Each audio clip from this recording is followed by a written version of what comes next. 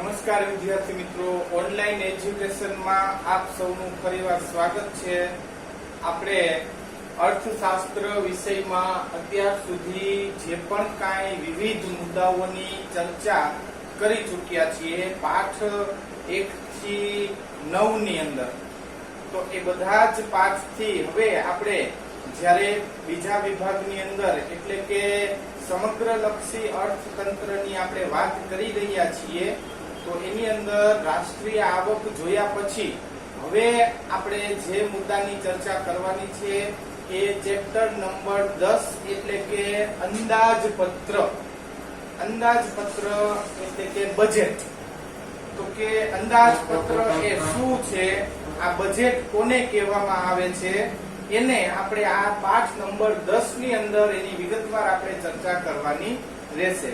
તો વિદ્યાર્થી મિત્રો ખાસ ધ્યાન આપજો, શું કામ કે દેશનું જે બજેટ છે એ કઈ રીતે રજૂ થાય છે, એનો હિસાબ કઈ રીતે થાય છે, એમાં કયા કયા પાસાઓનો સમાવેશ કરવામાં આવેલો છે, જે પણ કઈ આવકો અને ખર્ચ છે એના અંદાજ ઉપરથી અહીંયા જે રજૂઆત કરેલી છે એને આપણે આ ચેપ્ટર નંબર 10 અંદાજપત્ર એટલે કે જે બજેટ છે એની અંદર આપણે વાત કરવાની રહેશે।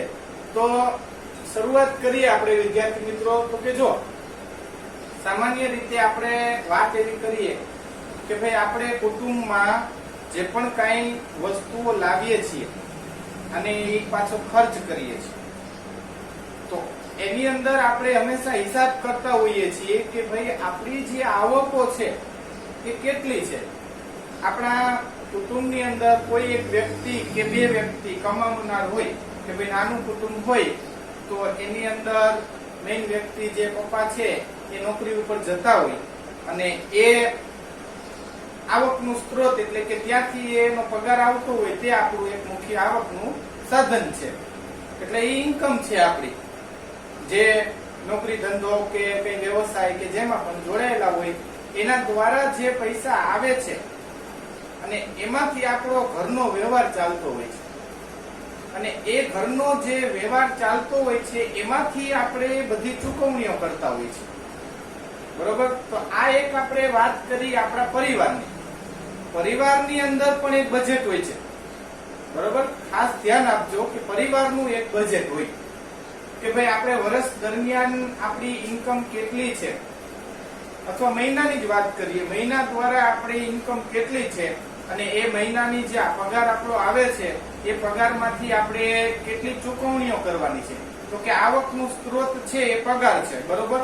એમાંથી આપણને કે ભાઈ 50,000 રૂપિયા ઇન્કમ થવાની છે મહિનાની, તો 50,000 માંથી એ લોકોએ મહિનાની જે પણ કઈ ખર્ચા કરવાના છે, તો કે સૌથી પહેલા જીવન જરૂરિયાત ચીજ વસ્તુઓ, દૂધ, શાકભાજી, અનાજ ને એની ફાળવણી કે ભાઈ આટલા આને આપણે ચૂકવશું, પછી ટ્યુશનની ફીસ, વીજળીનું બિલ અથવા સ્કૂલની ફીસ અથવા વાહન વ્યવહાર ખર્ચ, અન્ય જે પણ કઈ આપણી જીવન જરૂરિયાત ચીજ વસ્તુઓ છે એ બધા જ નો આપણે હિસાબ કરતા હોય છે કે ભાઈ આપણી આવક આટલી છે, બરોબર, અને આટલો ખર્ચ છે।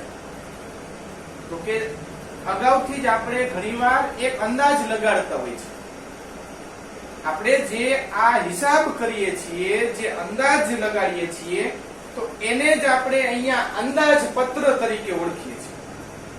આપણે વાત કરીએ છીએ કુટુંબની, એ કુટુંબની આવક થાય અને એનાથી જો આપણે હિસાબ બધો કરવો પડતો હોય, તો અહીંયા જે વાત કરવાની છે આપણે કુટુંબથી એક રાજ્યની હોય, એક આખા રાજ્યની અંદર જે પણ કઈ આવકો થાય છે, તો કે રાજ્ય સૌથી પહેલા એક ગામડાની વાત કરીએ, તો ગામડાની અંદર જે પણ કઈ સરપંચ છે એને જે પણ કઈ સોંપવામાં આવેલું હોય એનું કામકાજ કે ભાઈ તમારે જે પણ સુવિધાઓ છે એનું તમને આટલો ગ્રાન્ટ મળશે અને એમાંથી તમારે આ બધું બનાવવાનું છે, તો કે અગાઉથી એ લોકોએ ખર્ચ છે એનો અંદાજ તો આપવો પડે, તો એને જ અંદાજપત્ર કહે છે। તો કે એ અંદાજપત્ર એટલે શું, તો કે આ રીતે જે આપણે હિસાબનું સરવૈયું કે ભાઈ આપણી આવક આટલી થવાની હોય અને સામે આપણો ખર્ચ આટલો થવાનો હોય, તો એ જે અંદાજ રજૂ થાય છે તેને જ આપણે અંદાજપત્ર એટલે કે બજેટ તરીકે ઓળખીએ છીએ। તો કે આ બજેટ છે એને આપણે સમજવા માટે આ જે ચેપ્ટર નંબર 10 છે એ આપણા દેશનું બજેટ, દેશની અંદર જે પણ કઈ આવકો થાય છે, આપણે રાષ્ટ્રની આવક સમજ્યા, હવે રાષ્ટ્રની આવક સમજ્યા, પણ એક અંદાજ લગાડવામાં આવે કે ભાઈ દેશનો વિકાસ સિદ્ધ કરવો હોય, આપણે કેમ પરિવારની અંદર ભાઈ આપણે આવતા વર્ષે આપણે આટલું એક વસ્તુ ખરીદવાનું છે, અહીંયા ફરવા જશું, કપડા લેવાના છે, એવું અગાઉથી એક લિસ્ટ બનાવીને આપણે કેમ તૈયારી કરતા હોય છે, એક અંદાજો લગાડતા હોય છે. તો એવી જ રીતે દેશનો વિકાસ સિદ્ધ કરવો હોય તો આ વિકાસ સિદ્ધ કરવા માટે દેશમાં આગળ આપણે ડોક્ટરની સુવિધા કેટલી વધારશું, શિક્ષણની સુવિધા દેશને આગળ લઈ જવા માટે શિક્ષણની નવી નવી સવલતો કેટલી ઉપલબ્ધ કરાવશું, ગરીબી દૂર કરવા માટે નવા કેટલાક એવા ઉદ્યોગ ધંધાઓને વિકસાવશું, રોજગારી જેથી મળી રહે. તો આવા વિવિધ પ્રકારના જે પણ કાંઈ સાધનો ઉપકરણો દેશને વિકસાવવાના છે, લાવવાના છે, એનો વિકાસ કરવાનો છે, એના માટે જે પણ કાંઈ અંદાજો અગાઉથી લગાડવામાં આવે છે એને આપણે અંદાજપત્ર તરીકે ઓળખીએ છીએ. તો આ જ અંદાજપત્ર એટલે કે બજેટ આપણે અહીંયા વિગતવાર સમજવાનું રહેશે. તો તમને એટલી ખબર પડી ગઈ કે ભાઈ અંદાજપત્ર એટલે શું, કોને આપણે બજેટ તરીકે ઓળખીએ. આપણે ઘણીવાર શબ્દ વાપરતા હોય છે કે ભાઈ અમારું બજેટ નથી એટલું, અમે ખરીદી આપશું ને, એટલે કે અમારી એટલી કેપેસિટી નથી. તો આ બજેટ છે એ એક અંદાજો લગાડવામાં આવે છે અગાઉથી, તો કે આવનારા વર્ષ, જે વર્ષ આવનારું છે એ વર્ષમાં અમે આટલો આટલો ખર્ચો આ ક્ષેત્રમાં કરવાના છીએ. તો એનો એક અંદાજ, એક સરવૈયું છે. તો એની આવકો ક્યાંથી પ્રાપ્ત કરવી, કઈ રીતે, તો આવકો પ્રાપ્ત કરવા માટેના સરકારે અમુક નિયમો ઘડેલા છે. કેન્દ્ર, રાજ્ય અને સ્થાનિક સરકારો છે, આ સરકારોએ જે નિયમો ઘડેલા છે એ આપણે જોઈએ. તો કે જો આપણો ભારતીય દેશ એ મિશ્ર અર્થતંત્ર વ્યવસ્થા ધરાવતો દેશ છે, આપણે અગાઉ સમજી ગયા છીએ, બરોબર. તો મિશ્ર અર્થતંત્ર એટલે કેવું અર્થતંત્ર કહેવાય, તો કે અહીંયા સમાજવાદી અને મૂડીવાદી આ બે મળીને જે આર્થિક પ્રવૃત્તિઓ હાથ ધરેલી છે જેને આપણે મિશ્ર અર્થતંત્ર તરીકે ઓળખીએ છીએ. તો કે આપણા ભારતીય અર્થતંત્રમાં, મિશ્ર અર્થતંત્રમાં દેશના આર્થિક વિકાસ અને તે માટે જરૂરી આંતરમૂડી માળખું, દેશનો વિકાસ કરવો છે અને એના માટે આંતરમૂડી માળખું ઊભું કરવું હોય તો ઊભું કરવાની જવાબદારી કોને સંભાળી છે, તો કે રાજ્યએ સંભાળી છે. આપણા દેશના જેટલા રાજ્યો આવેલા છે એ બધા જ રાજ્યોને એને જવાબદારી સોંપેલી છે કે ભાઈ રાજ્યનું જ્યાંથી અલગ અલગ રાજ્યોનો દરજ્જો જેને મળેલો છે એ રાજ્યના દરજ્જા પ્રમાણે એટલીની સરહદની હદની અંદર જે રાજ્યની સીમાઓ છે એની અંદર જેટલા એના જિલ્લાઓ આવેલા છે એ બધા જ નો સમાવેશ એ રાજ્યએ જે એનું બજેટ રજૂ કરી એના વિકાસ માટેના કાર્યો હાથ ધરવાના હોય છે. તો કે રાજ્યએ સ્વીકારી છે. એના માટે આયોજન પંચની રચના કરવામાં આવી છે, જેને આજે હવે આપણે નીતિ આયોગ તરીકે ઓળખીએ છીએ. જે આયોજન પંચની રચના કરવામાં આવી છે. તો કે દેશની અંદર દરેક રાજ્યએ પોતાનું એક બજેટ બનાવવાનું હોય છે. એ જવાબદારી એ દેશની હોય, એ રાજ્યની હોય છે. અને રાજ્ય છે કે બધા જ રાજ્યો પોતાના બજેટ છે એ કેન્દ્રમાં રજૂ કરતા હોય છે. તો કે જોઈએ, પ્રજાના પ્રતિનિધિઓની સભા એટલે સંસદ, બરોબર.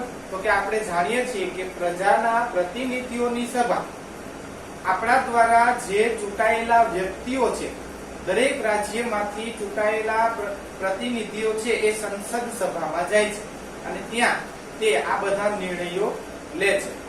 તો સંસદની અંદર આપણા રાજ્યના પણ સંસદ સભ્યો હોય છે, બીજા રાજ્યોના, એવી રીતે આખા ભારત દેશના જે સંસદ સભ્યો હોય છે એનેથી બનેલી આપણી સંસદ જે છે એમાં સરકારે પણ આ સંસદ પાસે ખર્ચ અને આવક માટે મંજૂરી મેળવવા જવું પડે છે, બરોબર. તો કે આપણા દેશની સરકાર છે, જે હોદ્દેદારો છે એને બજેટ તૈયાર કરેલું છે, પછી બધા જ બજેટો છે એ ત્યાં લઈને ત્યાં ઉપસ્થિત થશે અને પોતાના જે ખર્ચા અને આવકના સ્ત્રોત છે એની રજૂઆત કરશે કે ભાઈ અમારે આટલા આવનારા વર્ષ માટે અમારે આટલા ખર્ચ કરવાના છે અને આટલી આવકો અમારે પ્રાપ્ત કરવાની છે, એના માટે આટલા ક્ષેત્રો અમે તૈયાર કરેલા છે અને આટલા નવા નવા મૂડીરોકાણ કરવાના રહેશે.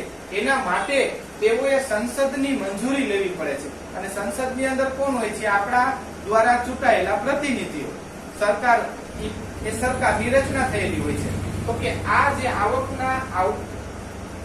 આવનારા વર્ષ માટે સરકાર જાહેર ખર્ચ તથા આવક મેળવવા માટે સંસદ સમક્ષ જે અંદાજો મૂકે છે, એક અંદાજો જે મૂકે છે તેને અંદાજપત્ર કહેવામાં આવે છે. બરોબર?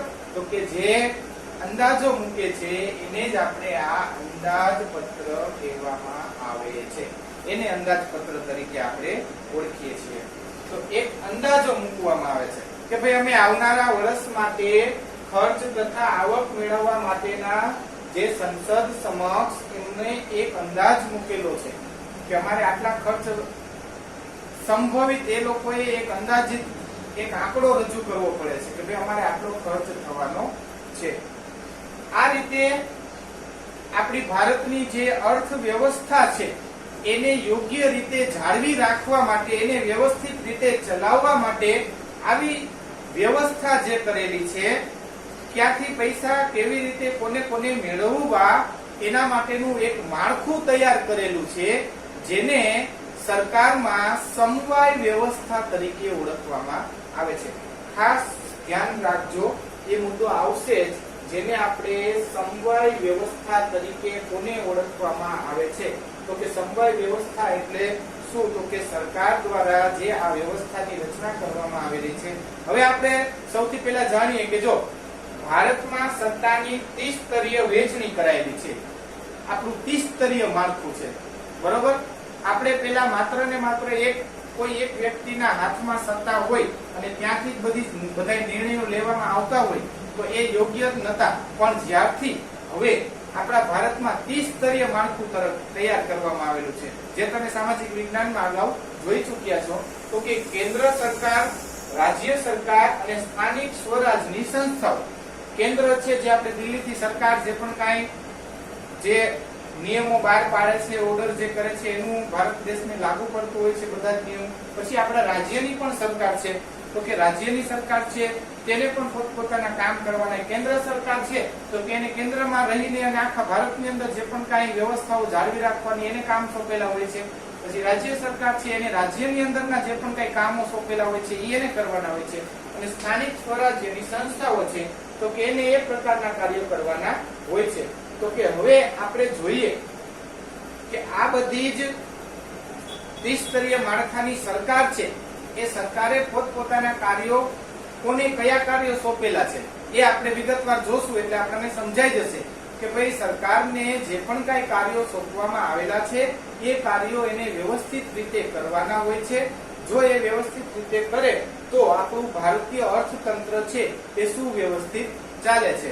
તો એના માટે આ ત્રિસ્તરીય માળખું કેન્દ્ર સરકાર, રાજ્ય સરકાર અને સ્થાનિક સ્વરાજ્યની સંસ્થાઓ એ કઈ રીતે કાર્ય કરે છે, કયા કામો સોંપવામાં આવેલા છે જોઈએ.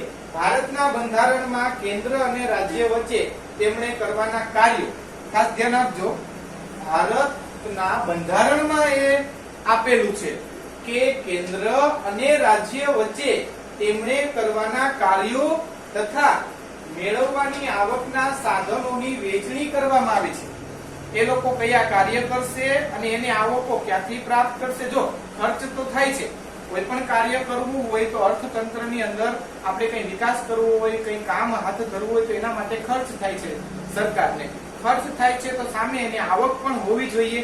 તો આ જે આવકો પ્રાપ્ત કોને ક્યાંથી કરવી અને કોને કેટલું શેમાં ખર્ચ કરવું એના માટે દરેકને કાર્યની સોંપણી કરેલી છે. એ સોંપણી કરેલી છે એ વ્યવસ્થા વહેંચણી કરવામાં આવી છે, જેને સમવાય વ્યવસ્થા કહેવામાં આવે છે. આ જે વ્યવસ્થા છે એને જ આપણે કહેવામાં આવે છે સમવાય વ્યવસ્થા. સમવાય વ્યવસ્થા એટલે જે આવકના સાધનોની વહેંચણી કરવામાં આવી છે, કોને કેટલા કાર્યો કરવાના છે, ક્યાંથી આવકો આવશે, તો એ જ વ્યવસ્થા છે એનું જ નામ છે સમવાય વ્યવસ્થા.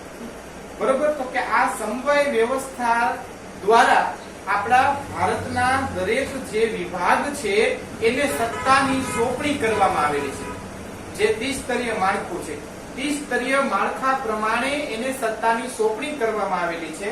અને એ સત્તા જોઈએ આપણે બંધારણમાં સમવાય વ્યવસ્થા એ કેન્દ્ર, રાજ્ય તથા સ્થાનિક સ્વરાજ્યની સંસ્થાઓને કરવાના કામ તથા તે માટેના આર્થિક સાધનો ફાળવાયા છે. એ લોકોએ કયા કામ કેવી રીતે કરવાના છે એના માટેના આર્થિક સાધનો પણ એને સોંપી દેવામાં આવેલા છે. જોઈએ આપણે તો સૌથી પહેલા કેન્દ્ર સરકાર આવે. સૌથી પહેલા બરોબર, તો કેન્દ્ર સરકારે કયા કયા, દાખલા તરીકે જો સંરક્ષણનું કામ છે, દેશની સીમાઓની રક્ષાનું કામ છે, તો કે એ કેન્દ્રની અંદર આવશે. જો આપણે ગમે ત્યારે નોકરી લાગતી હોય છે એમાં દરેક લોકો જોતા કે ભાઈ એ કેન્દ્રની ભરતી છે, એ રાજ્યની ભરતી છે, એ પંચાયતમાં ભરતી છે. તો આવી અલગ અલગ નોકરીઓ લાગતી હોય છે. ત્યાં 3 વિભાગ છે, એમાંથી કોઈ પણ એક વિભાગ હોઈ શકે છે. તો અહીંયા આપણે જોઈએ સંરક્ષણ છે એ કેન્દ્ર સરકારના હાથમાં છે. એનું ડાયરેક્ટ દિલ્હીથી જે કેન્દ્ર દ્વારા એનું સંચાલન થાય છે. પછી રેલવે છે, રેલવે પણ હજી કેન્દ્ર સરકારના હાથમાં છે. ભારતીય રેલવે છે એનું ખાતું કેન્દ્ર સરકાર સંભાળે છે. પછી વસ્તી ગણતરી, આવા કેટલા જેવા કાર્યો છે એ જે કેન્દ્ર સરકારના હસ્તક જ એ બધું થતું હોય છે. તો આવા જે પણ કઈ કાર્યો છે એ કેન્દ્ર સરકાર સંભાળે છે. એનો વિકાસ કઈ રીતે કરવો, એમાં મૂડીરોકાણ કઈ રીતે કરવું, નવા નવા ઉદ્યોગો કઈ રીતે આગળ વધારવા, આ બધું કામ છે તે કેન્દ્ર સરકાર આમાં નિર્ણયો લેશે. પછી છે રાજ્ય સરકાર. તો રાજ્ય સરકારને પણ એના કામ સોંપે. દાખલા તરીકે શિક્ષણ, તો કે શિક્ષણનું કાર્ય છે આખા રાજ્યની અંદર જે શિક્ષણ વ્યવસ્થા છે, તો કે એ શિક્ષણ વ્યવસ્થાનું કામકાજ છે એ આપણા રાજ્યના હસ્તક છે. પછી કાયદો છે, કાયદો છે આપણે જોઈએ કે ભાઈ અદાલત છે કે ભાઈ કાયદાની વ્યવસ્થા છે એ જળવાઈ રહે. કાયદો અને વ્યવસ્થા જે પોલીસ છે, એ પોલીસ અને કાયદો વ્યવસ્થા છે આ વગેરે બધું રાજ્યએ એને મેન્ટેન કરવા, ભાઈ એને સંભાળવાનું હોય છે. એ બધું જે રાજ્યની જવાબદારી છે. તો કે રાજ્યને સોંપેલા કાર્ય શિક્ષણ, કાયદો, વ્યવસ્થા છે એ રાજ્યના હસ્તક આવશે. પછી સ્થાનિક સ્વરાજ્યની સંસ્થા, તો કે સ્થાનિક સ્વરાજ્યની જે સત્તાઓ છે એને તો જો આપણે મોરબી જિલ્લો છે તો આપણે અહીંયા નગરપાલિકા, બરોબર, રાજકોટની મહાનગરપાલિકા, સુરતની મહાનગરપાલિકા, અમદાવાદની, એવી રીતે ગામડાઓ હોય તો ત્યાં ગ્રામ પંચાયત, બરોબર. તો કે એને આપણે સ્થાનિક સ્વરાજ્યની સંસ્થાઓ કહી શકીએ. જિલ્લાઓ છે, તાલુકાઓ, એમાં નગરપાલિકાઓ છે, અને જે પણ કઈ આપણા ગામડાઓ છે એની અંદર જે તાલુકા છે એના થકી જે ગામડાઓમાં જે કઈ પંચાયત આવેલી હોય છે એમાં ચૂંટાઈને જે સભ્યો આવેલા હોય છે એને સત્તા આપેલી હોય છે અને એ એના કાર્ય કરે છે. તો એને શું કરવાનું હોય? સ્ટ્રીટ લાઇટ, જે આપણી રસ્તાની જે લાઇટો છે એનું કામ. પછી સફાઈ, આપણે રોડ રસ્તાઓ વારવાથી લઈને જે પણ કાંઈ ગંદકી દૂર કરવાની હોય છે એ સફાઈનું કામ. પછી ડ્રેનેજ એટલે કે જે ગટરની વ્યવસ્થા છે એ પણ આ જે નગરપાલિકાને સોંપેલી છે. પાણીની વ્યવસ્થા નગરપાલિકાને સોંપેલી છે. આ બધું જ કામ છે એ સ્થાનિક સ્વરાજ્યની સત્તા છે એ એને આપેલી હોય છે અને એને આ બધા કાર્યો કરવાના હોય છે કે એના દ્વારા આ બધા કાર્યો છે એ હાથ ધરવામાં આવે છે અને વ્યવસ્થિત રીતે ચલાવવામાં આવે છે. તો આ રીતે જે પણ કઈ કાર્યની વહેંચણી થયેલી છે એના દ્વારા અંતે આપણે જે વાત કરવાની છે એ વાત છે આપણા અંદાજપત્ર એટલે કે બજેટની.